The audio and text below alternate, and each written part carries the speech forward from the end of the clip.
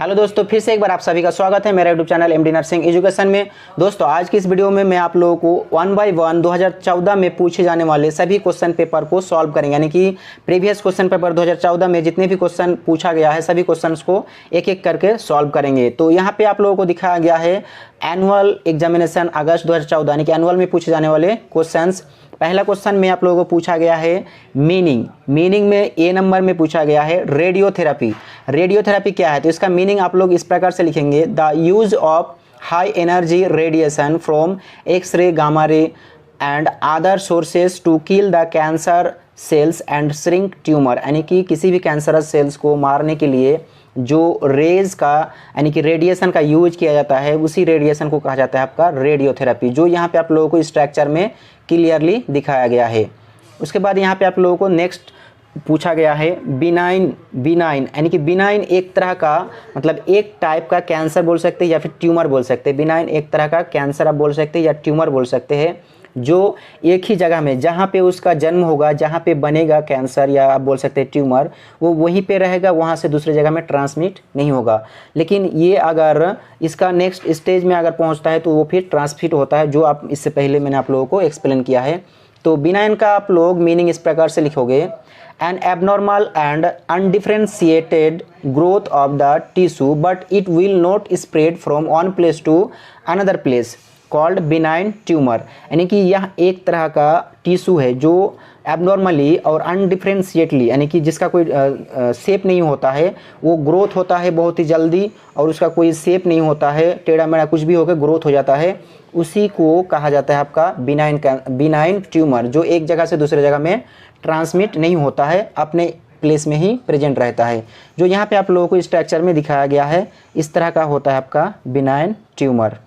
Next question यहाँ पे आप लोगों को पूछा गया है आर्टिकरिया का मीनिंग आप लोग इस प्रकार से लिखोगे, urticaria is a skin rash triggered by a reaction to food medicine और other irritant also called hives, यानी कि आर्टिकरिया जो होता है वो किसी भी प्रकार का इरिटेंट पार्टिकल्स या किसी भी प्रकार का इरिटेंट फूड लेने से होता है, जिसे हिब्स भी कहा जाता है।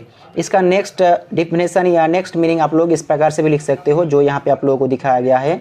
अब यहाँ पे आप लोगों को स्ट्रक्चर में दिखाया गया है, स्ट्रक्चर से आप लोगों को क्लियर हो जाएगा। यहाँ पे देखिए जो रसेस फॉर्म हो गया है, रेड रसेस फॉर्म होता है और इसमें ईचिंग फील होता है, इसी कंडीशन को आपका आर्टिकरिया कहा जाता है। उसके बाद यहाँ पे आप लोगों को पूछा गया है नेक्स्ट क्वेश्चन यूरोलिथियासिस, मीनिंग आप लोग इस प्रकार से लिखोगे, urolithiasis is a kidney stone which deposit of minerals and acid salt that stick together in concentrated urine, यानी कि यह एक तरह का स्टोन होता है जो आपका मिनरल्स और एसिड साल्ट से मिलके बना होता है, जो एक साथ जमा हो जाता है। जमा होने के बाद वो बहुत मतलब क्या बोलते हैं थक्का बना लेता है, यानी कि गहरा बन जाता है। जैसे कि आप लोग जानते हैं कि लिक्विड होता है, उसके बाद सेमी लिक्विड होता है, तो इस तरह से सेमी सॉलिड जो होता है सेमी सॉलिड का फॉर्म बना लेता है और उससे क्या स्टोन बनता है। तो इस तरह का जब फॉर्म होता है तो इस कंडीशन को कहा जाता है आपका यूरोलिथियासिस, जो आपका यूरिन के थ्रू पास आउट भी हो जाता है, पर इसमें आपको बहुत ही पेन फील होगा, बहुत पेन होता है। दूसरा मीनिंग आप लोग इस प्रकार से भी लिख सकते हो, they can be painful when passing through the urinary tract but usually don't cause permanent damage, यानी कि आपका किडनी में परमानेंट डैमेज कॉज नहीं करता है, ये आपका यूरिन के थ्रू पास हो जाता है, पर ये जो होता है आपका बहुत ही पेनफुल होता है। उसके बाद नेक्स्ट क्वेश्चन यहाँ पे आप लोगों को पूछा गया है फिल इन द ब्लैंक्स में पहला क्वेश्चन दिखाया गया आप लोगों को, BCG vaccine is administrated against, यानी कि BCG वैक्सीन जो होता है वो बच्चों को दिया जाता है, वो क्यों दिया जाता है, किसके अगेंस्ट में दिया जाता है, तो आप लोगों को लिखना है ट्यूबरक्लोसिस, यानी कि BCG वैक्सीन जो किसी भी बेबी का बर्थ होता है जन्म के बाद ही तुरंत BCG वैक्सीन दिया जाता है, ताकि उसमें किसी प्रकार का कोई ट्यूबरक्लोसिस का इन्फेक्शन ना हो, किसी प्रकार का कोई ट्यूबरक्लोसिस फॉर्म ना हो।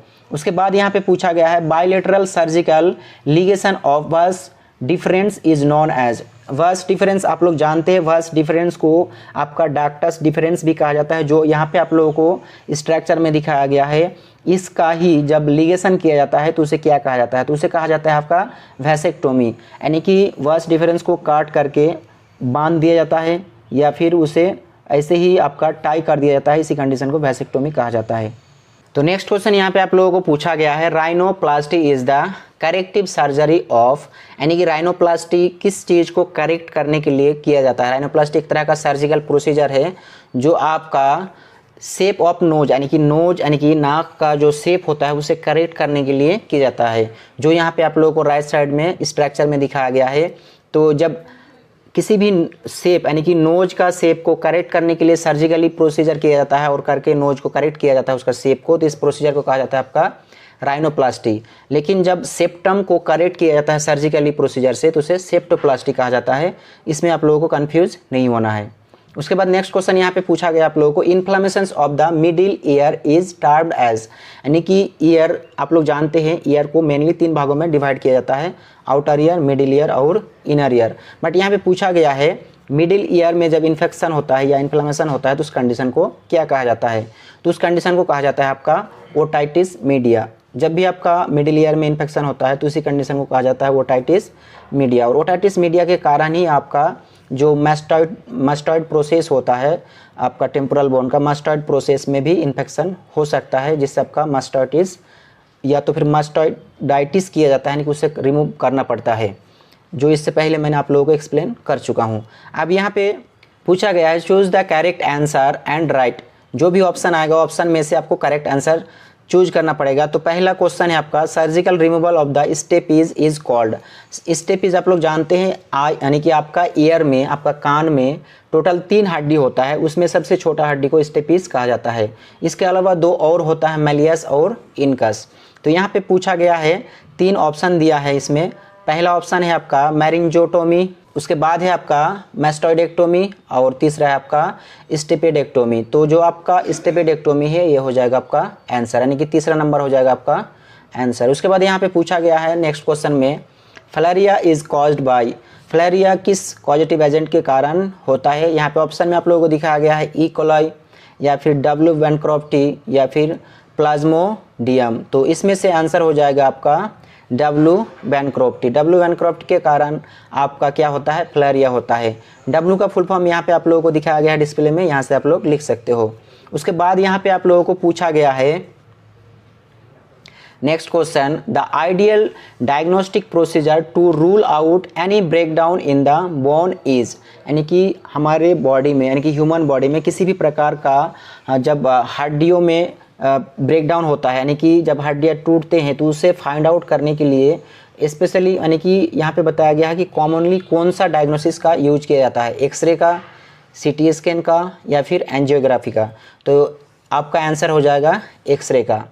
उसके बाद यहाँ पे आप लोगों को नेक्स्ट ईयर 2014 का सप्ली क्वेश्चन पेपर को यहाँ पे हम लोग सॉल्व करेंगे, जिसमें पहला क्वेश्चन पूछा गया है give the meaning of the following.